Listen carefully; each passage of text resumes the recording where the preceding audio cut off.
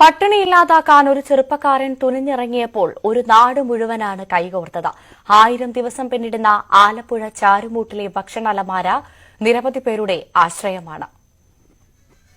വിശപ്പിന്റെ വിലയറിഞ്ഞ block panchayat അംഗത്തിന്റെ സ്വപ്നം വിശന്നിരിക്കുന്നവരില്ലാത്ത നാട്. അതാണ് 1000 ദിവസങ്ങൾ പിന്നിട്ടത്. ഭക്ഷണ അലമാര എന്ന സിനൂഖാന്റെ ആശയം പിന്നീട് നാടൊന്നടങ്കം ഏറ്റെടുത്തു.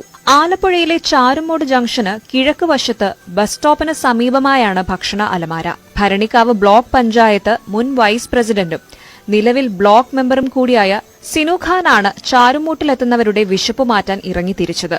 ഇവിടെ എത്തുന്ന ആർക്കും ഭക്ഷണ പൊതിയെടുക്കാം. അതിന് വലുപ്പ ചെറുപ്പമില്ല. 2021 നവംബർ മാസത്തിൽ തുടക്കം കുറിച്ച ഈ അലമാര സത്യത്തിൽ 1000 ദിവസം പിന്നിട്ട് എന്ന് പറഞ്ഞിരുന്നത് വിശ്വസിക്കാൻ പറ്റുന്നില്ല. ഒരുപാട് സുമനസ്സുകളുടെ സഹായം കൊണ്ടാണ് ഇവിടെ വിശന്നു വരുന്ന നൂറുകണക്കിന് ആളുകൾക്ക് നമുക്ക് ആഹാരം നൽകുവാൻ കഴിയുന്നത്.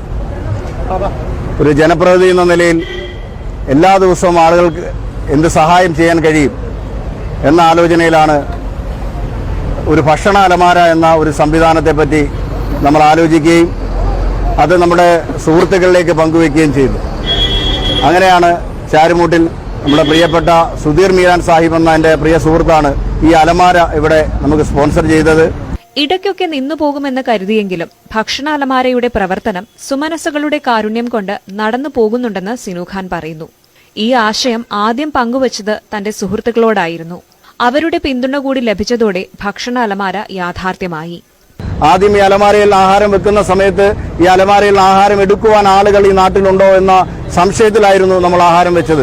എന്നാൽ ഈ നാട്ടിൽ വിശന്നിരിക്കുന്ന കടത്തിണ്ണയിൽ കിടക്കുന്ന ഒരുപാട് ആളുകൾ നമ്മുടെ ഈ നാട്ടിലുണ്ടെന്നും അവർക്ക് ഈ അലമാര കൊണ്ട് ഒരു നേരത്തെ വിശപ്പടക്കുവാൻ കഴിയും എന്ന ബോധ്യം നമുക്കുണ്ടായതുകൊണ്ടാണ് ഒരു ദിവസം പോലും മുടങ്ങാതെ നമ്മൾ ഈ ആഹാരം കൊടുക്കുന്നവരുടെ മുഖമോർത്താൽ ഉറപ്പായും അടുത്ത ദിവസം തന്നെ എങ്ങനെയും അലമാരയിൽ നിറയ്ക്കുവാൻ നമ്മൾ ഇറങ്ങിത്തിരിക്കും. അങ്ങനെ മുഴുവൻ ആളുകളും ഈ നാട്ടിലെ മുഴുവൻ ആളുകളുടെയും പിന്തുണയും സ്നേഹവും ഒക്കെ നമ്മളോടൊപ്പം ഈ അലമാരയോടൊപ്പം ഉണ്ടായിട്ടുണ്ട്.